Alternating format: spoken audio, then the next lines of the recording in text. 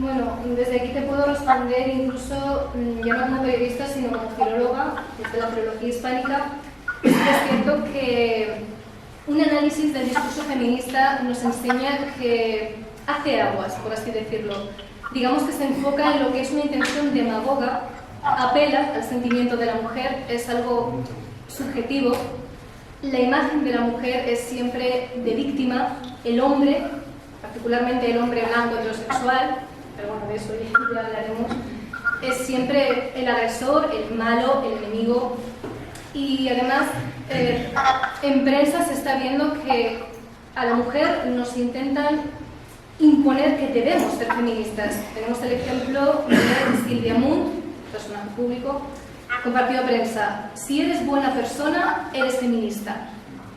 Yo veo aquí que una mujer libre e independiente debe romper con toda norma, según nos están inculcando, y dejarse llevar por el Estado y el sistema.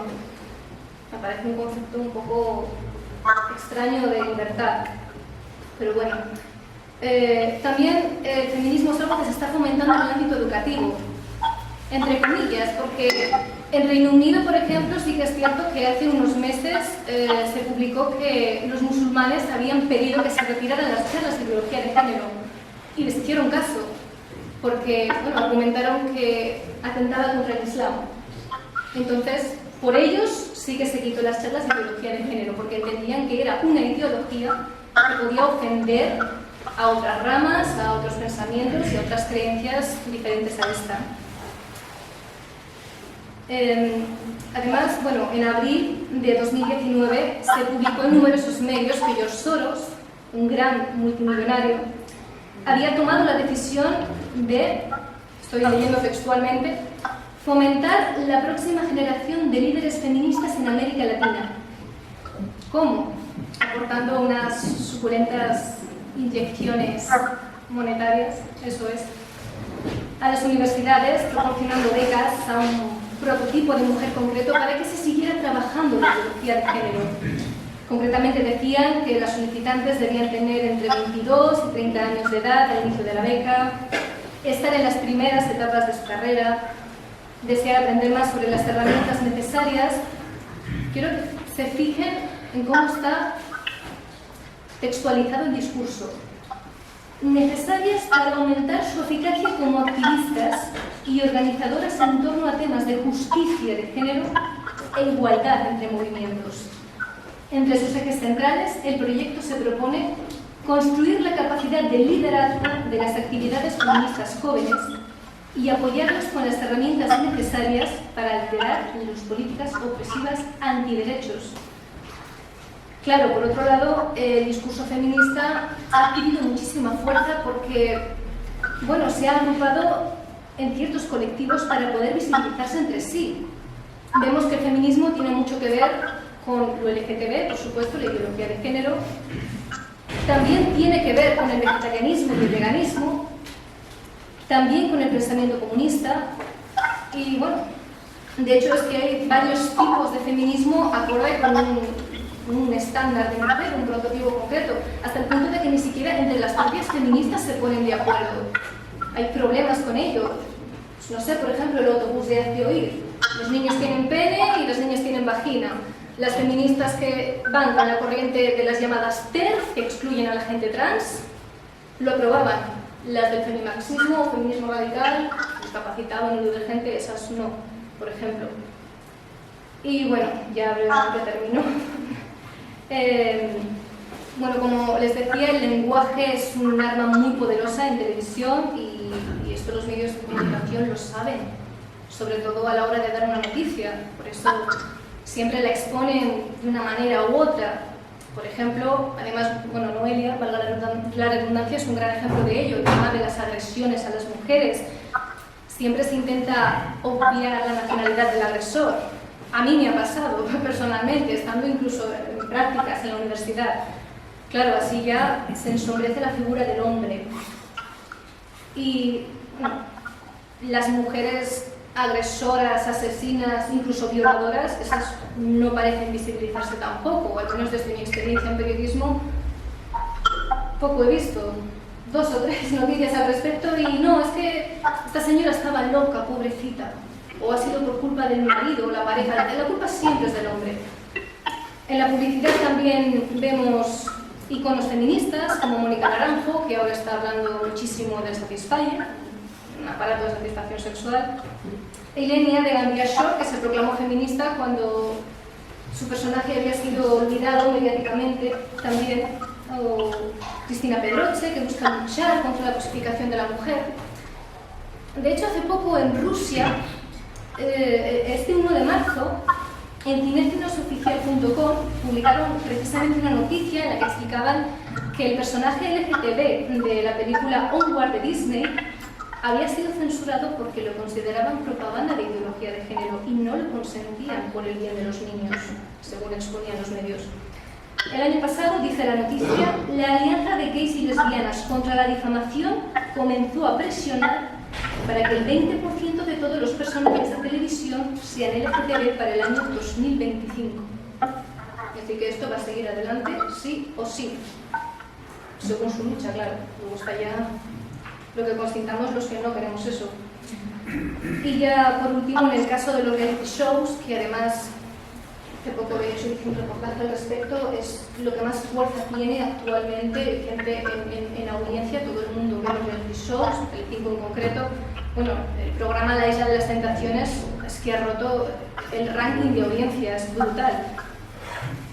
Me gustaría leerles un fragmento de un estudio sobre los géneros televisivos, precisamente de los reality shows, escrito por Wenceslao Castañares, y dice: la televisión y lo que ella representa interviene así en la reorganización de las relaciones sociales en el marco de un nuevo reparto de competencias y de poderes con el Estado. Ahí donde el Estado se revela impotente, ineficaz o débil, ahí es donde interviene la televisión, ofreciendo siempre soluciones constatables.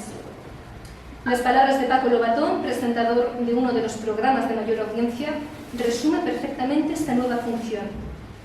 Los reality shows son un servicio público en formato de televisión, porque la televisión busca y encuentra al desaparecido.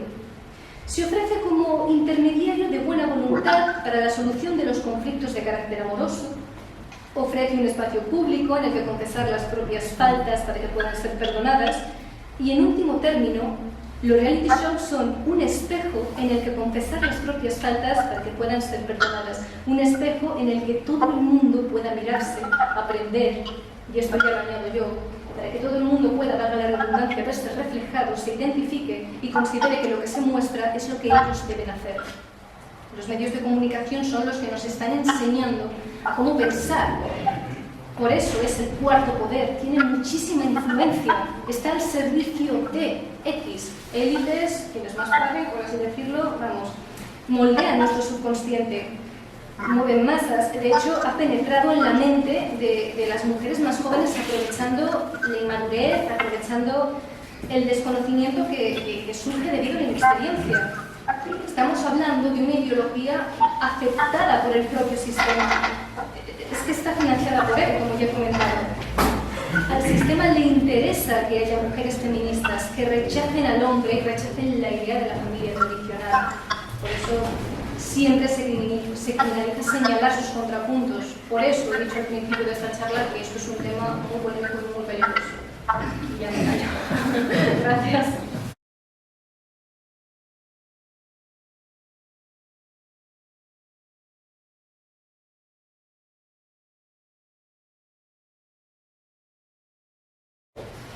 ¿Me oyes bien?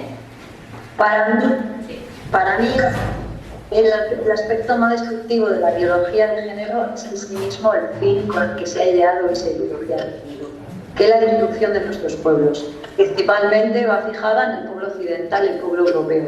Por eso esa ingeniería social hacia la mujer es mucho más fuerte en Occidente, en Europa concretamente.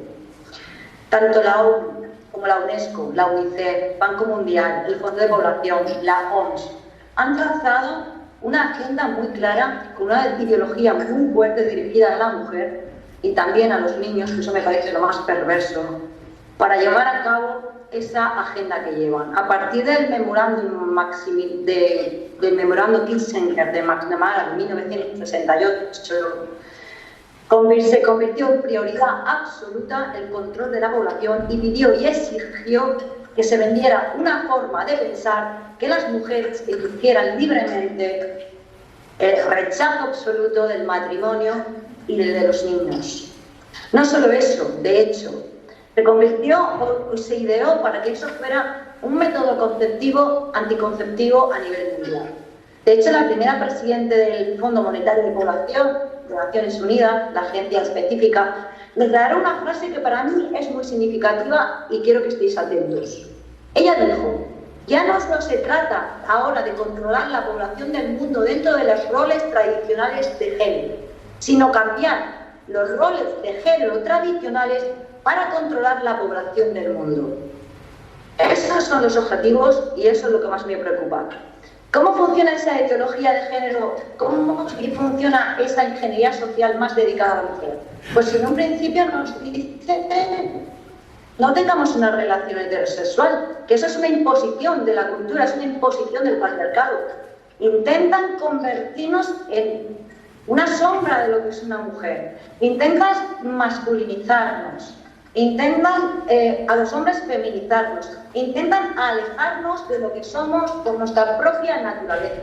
Cuando por fin decidimos tener una pareja heterosexual, entonces lo que nos recomiendan es que no nos casemos, que no contraigamos un matrimonio bajo ningún concepto, porque eso también es una condición y es una opresión del patriarcado. Cuando aún así tenemos novio, conseguimos formar una familia, tenemos una familia, un entorno, un hogar, nos casamos y tenemos una idea de quedarnos embarazadas, entonces nos dicen que no nos quedemos embarazadas porque eso limita nuestras libertades. Además es que hay miles de artículos de prensa y en televisión que continuamente nos incitan a no quedarnos embarazadas porque eso limita nuestra libertad y la calidad de nuestra vida. Es que nos convierten en unas mujeres profundamente egoístas.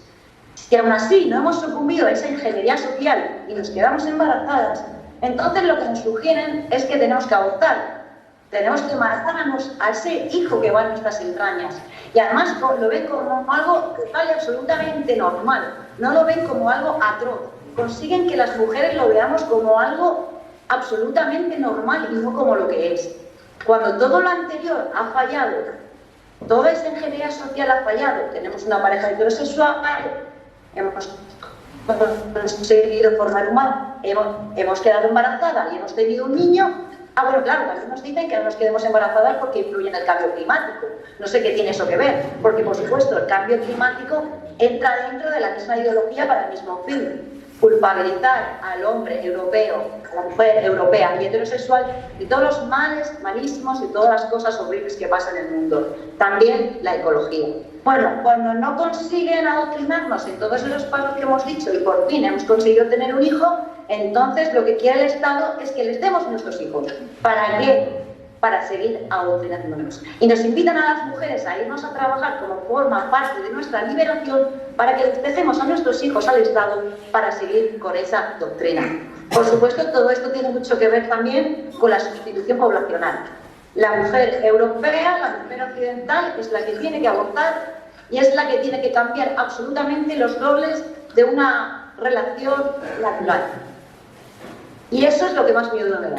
Sobre todo aquello que tiene que ver con los niños, sea la manipulación en la educación en los colegios, con la ideología de género, la perversión y, por supuesto, el aborto.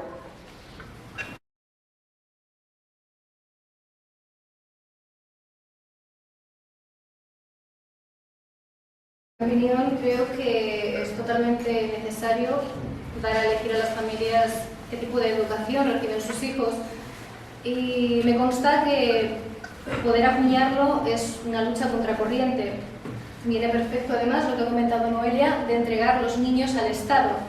Porque en la Asamblea General de la OEA en 2017, en Cancún, se dijo abiertamente: los hijos no son de las familias, los hijos son ciudadanos, los ciudadanos son del Estado, y el Estado será quien forme a sus ciudadanos. Invito a que la gente lo compruebe en internet. Repito, es público, es que ni se esconden. Se argumenta que admitir el PIN parental sería una manera de prohibir la educación libre, de prohibir la diversidad y de prohibir el respeto, de fomentar la opresión.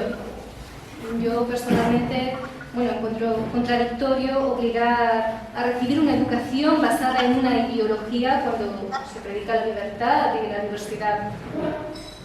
Por lo que me han notificado además muchos de los educadores que van a dar estas charlas de ideología de género no tienen ningún tipo de información ni de formación, salvo la de pertenecer al colectivo LGTB o de proclamarse feministas.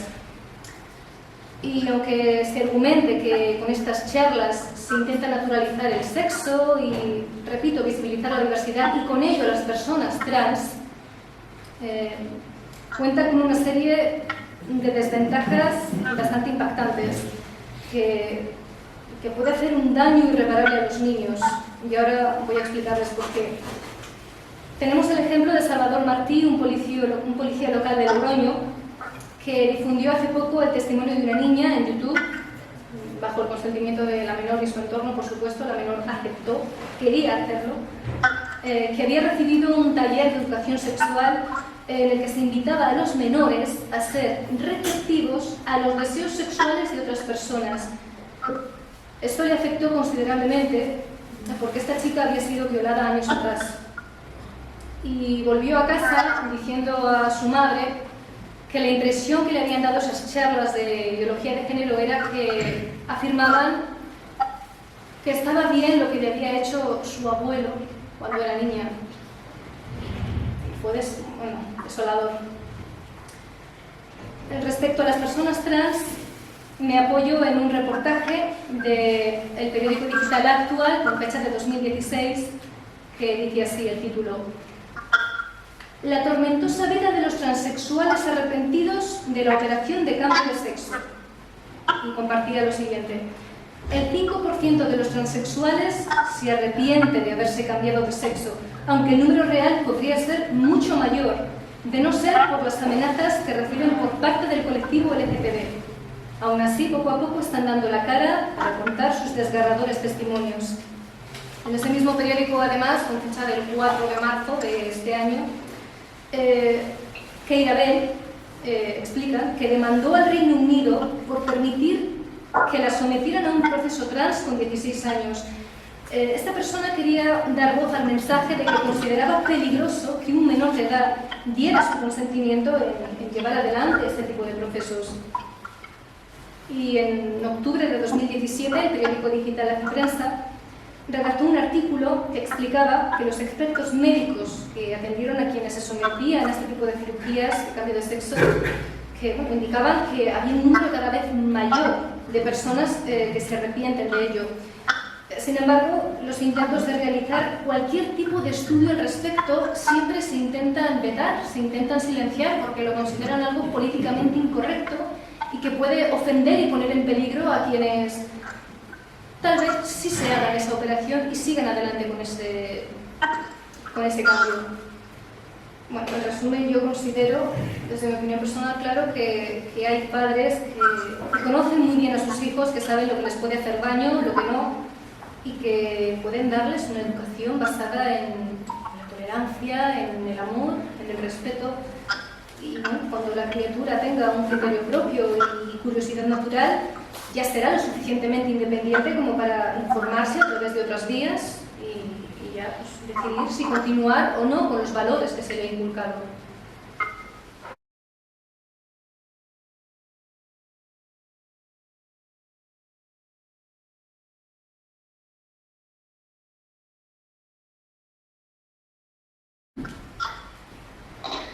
Bueno, esta pregunta la tengo súper clara, como os podéis imaginar. Y es cierto, tengo que decir que es cierto que la hipersexualización de la sociedad, la degeneración de la misma, el acceso fácil a cierto contenido pornográfico, el libertinaje salarial, influye en el comportamiento y a consumir ese tipo de actos, pero sin ninguna duda, sin lugar a ninguna duda, y eso os lo puedo decir yo, la inmigración proveniente de países totalmente antagónicos a nuestra cultura es el principal fenómeno por el que ha ocurrido este tipo de actos. Mirad, os voy a dar, porque acabo de actualizar la lista, una lista que estoy súper contenta. Sé que en verdad que me ha traído muchos problemas, persecuciones, insultos, amenazas, pero ha conseguido llegar al Congreso de los Diputados. Y eso es todo creo que para mí es la mayor satisfacción, pese a todo lo pasado anteriormente. Que esto haya llegado al Congreso de los Diputados, para mí es todo, ha merecido la pena. Y como acabo de hacer la actualización, para que os hagáis una idea de cómo... porque yo siempre digo que el dato mata el relato. Para que os hagáis una idea, en lo que llevamos de año, que son 2 meses, apenas un poquito más, hemos registrado, he encontrado por prensa, porque esto siempre es por prensa, yo saco todos los datos de prensa, con su enlace y con su link para que nadie me diga que yo me he inventado nada. Han habido 10 manadas en España, 10. No habéis escuchado ni una en televisión. ¿Sabéis por qué, verdad? Porque de esas 10, ni una sola es una manada española. Ni una sola. Sin embargo, seguimos escuchando el caso de la manada de Pamplona, porque hace 4 años y seguiremos escuchándola 4 años más. Pero sigo dando datos. Tenemos un total de 119 detenidos o en busca. Los españoles son 16 de los 119, españoles son 16, es decir, un 13%. De nacionalidad desconocida, ya sabéis que cuando digo nacionalidad desconocida es porque la prensa en cuestión omite la nacionalidad, no quiere decir la nacionalidad. Son 50, es decir, un 42%. Y extranjeros son un 53, son 53, es decir, un 45%. Y repito la cifra para que os quede. Españoles 16, nacionalidad desconocida son 50 y extranjeros 53. Teniendo en cuenta que de población extranjera en nuestro país tenemos alrededor de un 10 o un 12%, ¿qué quiere decir esto? Pues está clarísimo que un altísimo porcentaje de ese tipo de delitos que se cometen en nuestro suelo, el suelo español, está propiciado o está efectuado por inmigrantes. Les guste o no les guste. Esa es la realidad. ¿Qué pasa? ¿Que por qué me interesa decir esto? Pues por 2 motivos principalmente. Y uno tiene que ver con la charla que estamos hoy aquí. Evidentemente, si esto sale a la luz, si la gente por fin despierta y se da cuenta de esta realidad, que este español no es el primer agresor en nuestro país, la ideología de género no tendría sentido de ser, porque el odio va dirigido precisamente al hombre blanco español o europeo, al hombre blanco en general. Por lo tanto, la ideología de género caería, los chiringuitos, el dinero, todo ese tipo de subvenciones, pues caería. Y por supuesto, ese discurso que ha ganado la izquierda tantísimo, pues no le serviría de nada. Y por otro lado, también caería ese discurso de que la multiculturalidad es súper beneficiosa, es una maravilla, nos va a enriquecer nuestra sociedad. Es absolutamente falso. Por lo tanto, son los dos que se oculta y no quiere que la opinión pública sepa lo que es la realidad de la que estamos viviendo y que va increciendo conforme va aumentando la entrada de inmigrantes de ciertas zonas y sin ningún tipo de control. Muchas gracias, Noelia, por la lista. Luego te la podemos a repetir 20 veces, pero bueno, no está de más.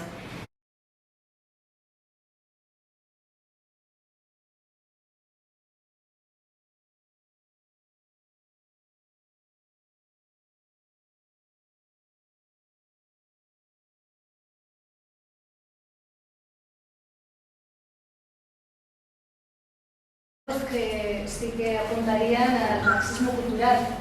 De hecho, hay incluso una rama del feminismo que creo que es el que ahora hoy está más en auge o el más visibilizado, que es el femimarxismo, feminismo marxista. Y bueno, considero que en lo que respecta al feminismo, como ya he dicho antes, en general hay una preparación organizada y financiada por élites y grupos poderosos. Antes he mencionado a George Soros. El periodista Aaron Russo explicó que la segunda oleada del feminismo fue potenciada por la Fundación Ford o Fundación Rockefeller E incluso dijo que Rockefeller creó el movimiento feminista para que los niños no se criaran con sus madres y consideraran al Estado su padre. Como bien ha dicho mi compañera Noelia, las grandes corporaciones están a favor de la destrucción familiar, fomentan el consumo gracias a los medios de comunicación y también el ideal de que las personas debemos estar solas porque es mucho mejor, dice, que hay que negarse a formar una familia porque eso se coarta las libertades, genera odio entre ambos sexos, feminismo enfocado como ingeniería social que fomenta pues, una gran disputa entre ambos sexos y también odio a la maternidad. Lo encontramos en, por ejemplo, el animalismo. El animalismo es una tendencia que ha tenido muchísimo éxito entre los jóvenes. Lo vemos potenciado, por ejemplo, con el youtuber Ismael Prego, diciendo cosas como yo prefiero caerle bien a los animales y no a las personas. Que además tiene pendiente un juicio porque dio un botellazo a una persona que estaba en contra del independentismo y influencers como Miares Project afirmó que no pasaba nada, que mundial, el ataque a tu identidad humana, escrito por Enrique.